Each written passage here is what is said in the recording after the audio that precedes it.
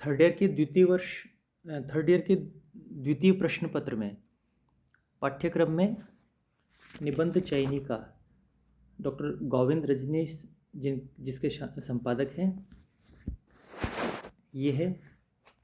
इस पुस्तक के अंदर 12 निबंध संकलित है, जिसमें से आज हम सबसे पहला निबंध बालकृष्ण भट्ट का लिखा हुआ साहित्य जन समूह के हृदय का विकास है, इस पर हम बातचीत करेंगे।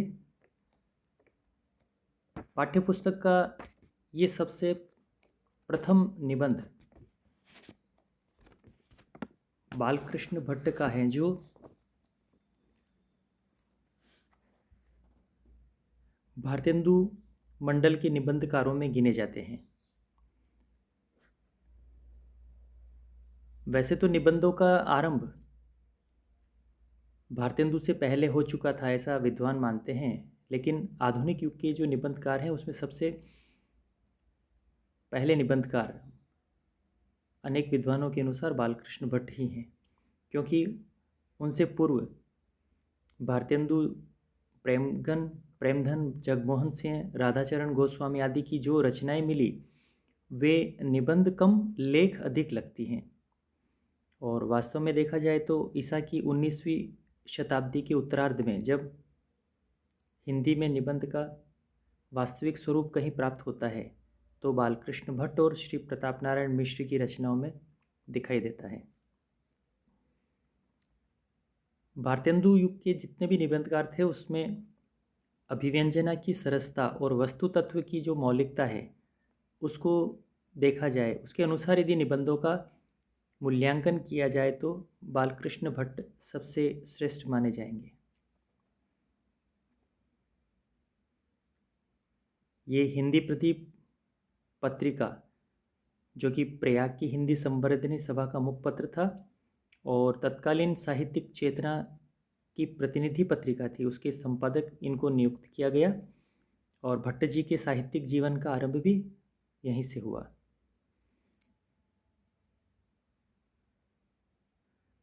निबंध के संबंध में बालकृष्ण भट्ट कहते हैं कि उसमें अनावश्यक विस्तार न हो और इसी के साथ उन्होंने वर्णनात्मक, विचारात्मक और भावात्मक 3 प्रकार के निबंध लिखे थे।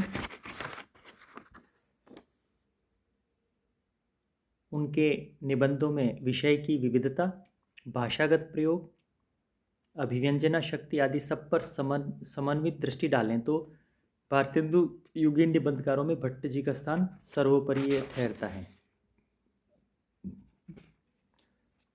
तृतीय वर्ष के पाठ्यक्रम के अंदर भट्ट जी का जो निबंध संकलित है वह है साहित्य जन समूह के हृदय का विकास।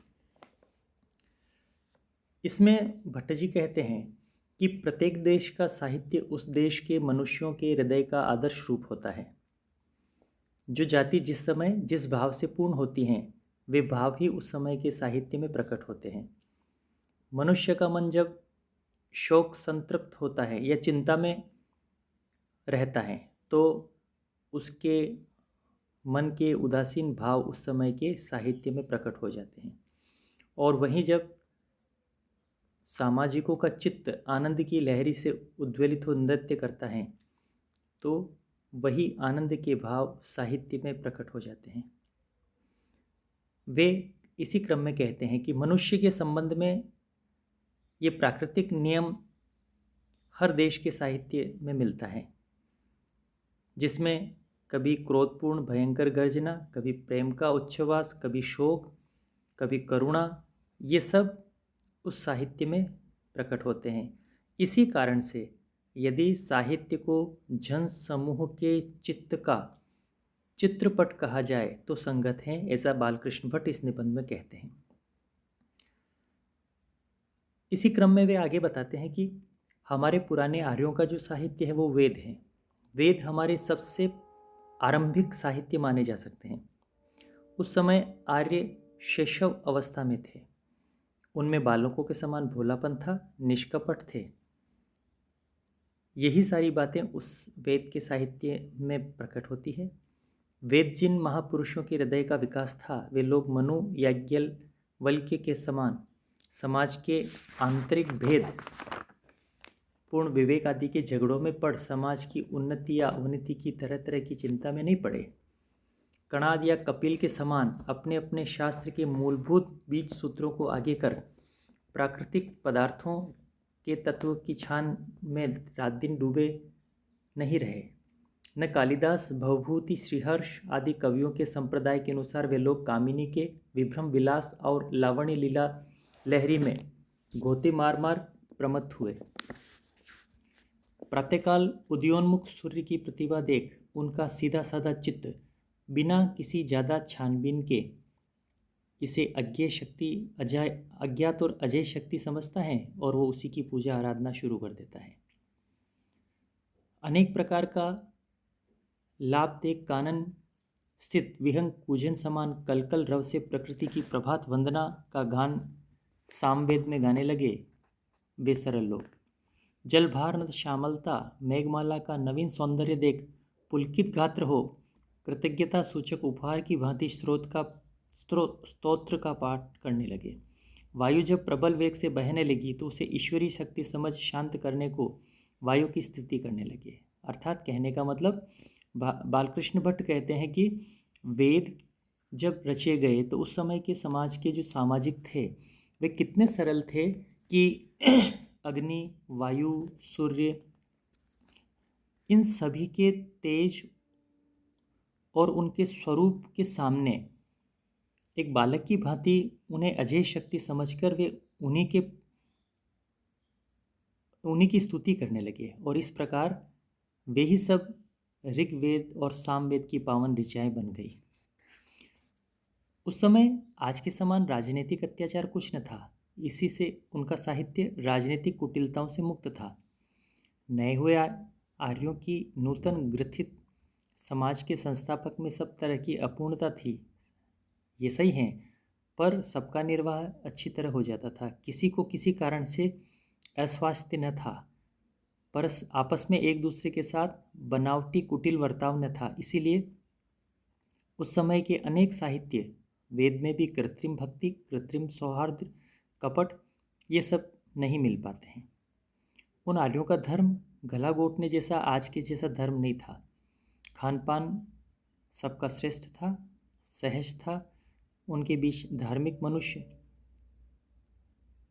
अब के धर्म ध्वजियों के समान दंभ युक्त नहीं थे। भोले वे लोग थे, उदार थे।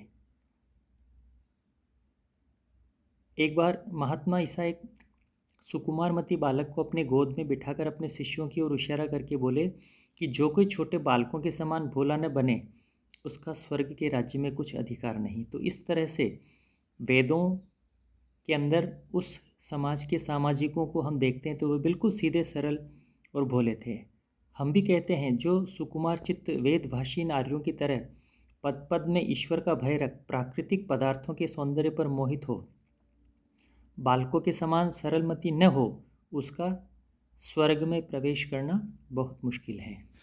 इस प्रकार इस निबंध में आगे वे कहते हैं कि इन्हीं प्राकृतिक पदार्थों का अनुशीलन करते हुए इन आर्यों को ईश्वर के विषय में जो भाव उदय हुए, आगे आने वाले समय में नए प्रकार का साहित्य उपनिषद के नाम में उपनिषद में वे सब प्रकट हुए और वह साहित्य उपनिषद कहलाया।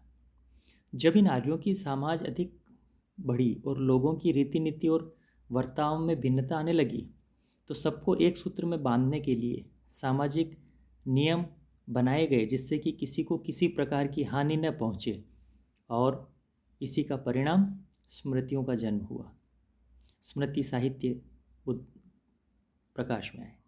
मनु, अत्रि, याज्ञवल्क्य आदि ने अपने अपने नाम की संहिता बनाई। विविध प्रकार के राजनीतिक, सामाजिक और धर्म संबंधी विषयों का सूत्रपात हुआ और उन्हीं के समकालीन गौतम, कणाद, कपिल, जैमिनी, पतंजलि आदि हुए महान ऋषि जिन्होंने अपने अपने सोच के परिणाम दर्शन शास्त्र की बुनियादी नींव डाली। यहाँ तक जो साहित्य हुआ, यद्यपि वेद की भाषा का अनुकरण उनमें होता गया, परंतु नए